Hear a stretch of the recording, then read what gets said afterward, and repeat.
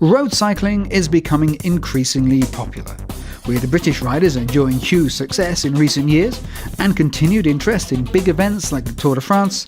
All forms of competitive riding have been growing. Road bikes are designed for speed with their lightweight frames, quality components, and of course, a focus on aerodynamics.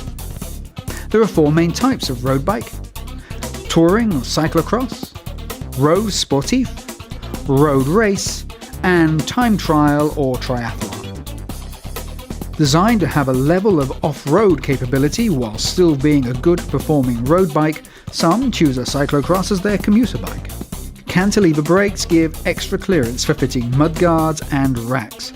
These bikes sometimes have eyelets for mounting racks, making them a practical solution if you're looking for a speedy commuter bike. Sportif riding is growing in popularity. With their long distances, these rides call for a more comfortable, upright riding position and an easier set of gears.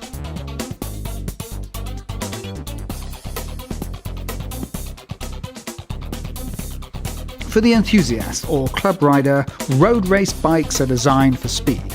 Lightweight, with fast gearing and top-end performance. Expect to pay upwards of £1,000 for a good race bike.